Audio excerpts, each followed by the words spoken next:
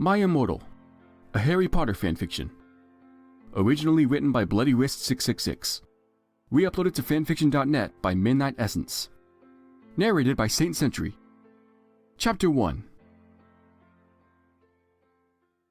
Hi, my name is Ebony Darkness Dementia Raven Way, and I have long ebony black hair, that's how I got my name, with purple streaks and red tips that reaches my mid-back, and icy blue eyes like limpid tears. A lot of people tell me I look like Amy Lee. If you don't know who she is, get the hell out of here.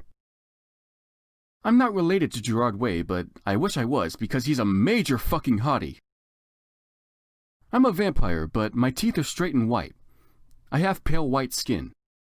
I'm also a witch, and I go to a magic school called Hogwarts in England, where I'm in the 7th year. I'm 17. I'm a goth, in case you couldn't tell, and I wear mostly black.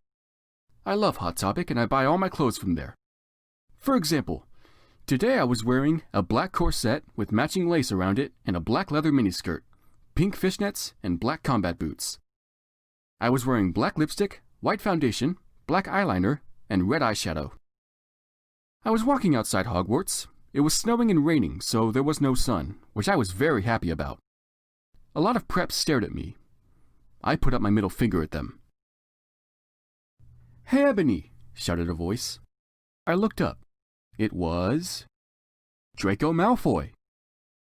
"What's up, Draco?" I asked. "Nothing," he said shyly. But then I heard my friends call me, and I had to go away. Chapter 2. The next day, I woke up in my bedroom. It was snowing and raining again. I opened the door of my coffin and drank some blood from a bottle I had. My coffin was black ebony, just like my name, and inside it was hot pink velvet with black lace at the ends. I got out of my coffin and took off my giant MCR t-shirt, which I used for pajamas. Instead, I put on a black leather dress, a pentagram necklace, combat boots, and black fishnets on. I put on 4 pairs of earrings in my pierced ears and put my hair in kind of a messy bun. My friend Willow, "Raven, this is you," woke up then and grinned at me. She flipped her long waist-length raven black hair with pink streaks and opened her forest green eyes. She put on a Marilyn Manson t-shirt with a black mini, fishnets, and pointy high-heeled boots. We put on our makeup, black lipstick, white foundation, black eyeliner. "OMFG! I saw you talking to Draco Malfoy yesterday," she said excitedly. "Yeah, so?" I said, blushing. "Do you like Draco?" she asked as we went out of the Slytherin common room and into the Great Hall. "No, I so fucking don't!" I shouted. "Yeah, right," she exclaimed. Just then, Draco walked up to me. "Hi," he said. "Hi," I replied flirtily. "Guess what?" he said. "What?" I asked. "Well, Good Charlotte are having a concert in Hogsmeade," he told me. "Oh my fucking God!" I screamed. I love Good Charlotte. They're my favorite band, besides My Chemical Romance. Oh my god, I actually love Good Charlotte. "Well, do you want to go with me?" he asked. I gasped. Chapter 3. On the night of the concert, I put on my black lace-up boots with high heels. Underneath them were red fishnets. Ripped red fishnets, even. Then, I put on a black leather mini dress with all this corset stuff on the back and the front. I put on matching fishnets on my arms. I straightened my hair and made it look all spiky.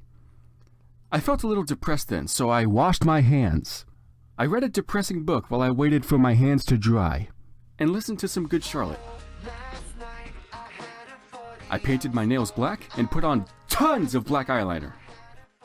Then I put on some black lipstick. I didn't put on foundation because I was pale anyway. I drank some human blood, so I was ready to go to the concert. I went outside. Draco was waiting there in front of his flying car. He was wearing a Simple Plan t-shirt they would play at the show too, baggy black skater pants, black nail polish, and a little eyeliner. A lot folk cool boys wear it, okay. "Hi, Draco," I said in a depressed voice. "Hi, Ebony," he said back. We walked into his flying black Mercedes-Benz. The license plate said 666, and flew to the place with the concert. On the way, we listened excitedly to Good Charlotte and Marilyn Manson. Their antioxidants and fiber help you to digest. We both smoked cigarettes and drugs. When we got there, we both hopped out of the car. We went to the mosh pit at the front of the stage. You don't mosh to Good Charlotte. And we jumped up and down as we listened to Good Charlotte. And I'm gonna bastardize the shit out of this song. You come in cold, you're covered in blood. They're all so happy you've arrived. The doctor cuts your cord, hands it to your mom.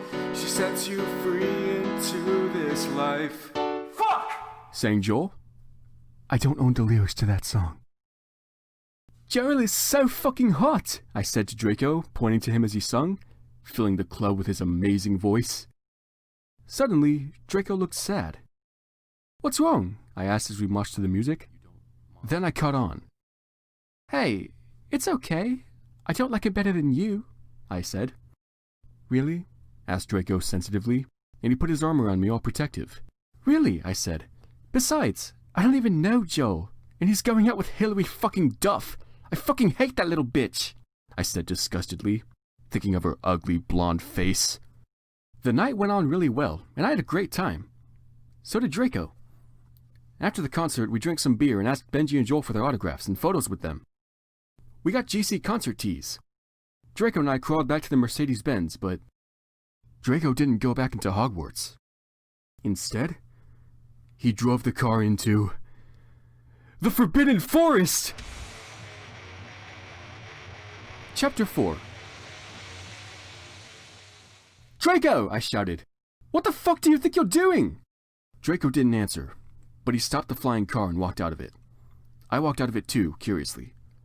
What the fucking hell? I asked angrily. Ebony? He asked. What? I snapped. Draco leaned in extra close, and I looked into his gothic red eyes, he was wearing color contacts, which revealed so much depressing sorrow and evilness. And then suddenly I didn't feel mad anymore. And then... oh god.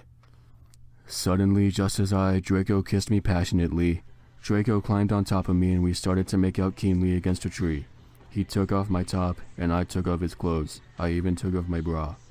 Then he put his thingy into my you-know-what, and we did it for the first time. Oh, it's magic, I screamed. I was beginning to get an orgasm. We started to kiss everywhere and my pale body became all warm. And then...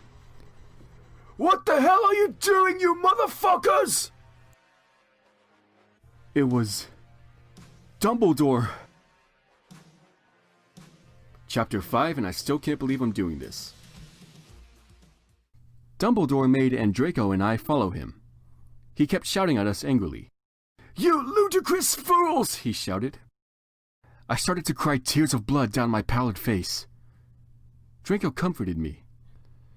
When we went back to the castle, Dumbledore took us to Professor Snape and Professor McGonagall, who were both looking very angry. They were having sexual intercourse in the Forbidden Forest, he yelled in a furious voice. Why would you do such a thing, you mediocre dunces? Asked Professor McGonagall. How dare you? Demanded Professor Snape. And then Draco shrieked, Because I love her! Fuck! Everyone was quiet. Dumbledore and Professor McGonagall still looked mad. But Professor Snape said, Fine. Very well. You may go up to your rooms. Draco and I went upstairs while the teachers glared at us. Are you okay, Ebony? Draco asked me gently. Yeah, I guess, I lied. I went to the girls' dorm and brushed my teeth and my hair, and changed into a low-cut black floor-length dress with red lace all around it and black high heels. When I came out, Draco was standing in front of the bathroom, and he started to sing I Just Want to Live by Good Charlotte. I was so flattered, even though he wasn't supposed to be there. We hugged and kissed. After that, we said goodnight, and he reluctantly went back into his room. Chapter 6. The next day, I woke up in my coffin. I put on a black miniskirt that was all ripped around the end, and a matching top with red skulls all over it, and high-heeled boots that were black. I put on 2 pairs of skull earrings and 2 crosses in my ears. I spray painted my hair with purple. In the Great Hall, I ate some Count Chocula cereal with blood instead of milk, and a glass of red blood. Suddenly, someone bumped into me. All the blood spilled over my top. "Bastard!" I shouted angrily. I regretted saying it when I looked up, 'cause I was looking into the pale white face of a gothic boy with spiky black hair and red streaks in it. He was wearing so much eyeliner that I was going down his face, and he was wearing black lipstick. What? He didn't have glasses anymore, and now he was wearing red contact lenses, just like Draco's. And there was no scar on his forehead anymore. He had a manly stubble on his chin. He had a sexy English accent. He looked exactly like Joel Madden.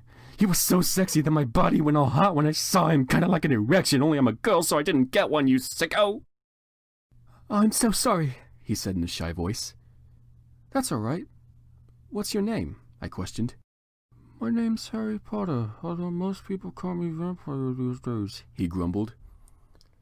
"Why?" I exclaimed.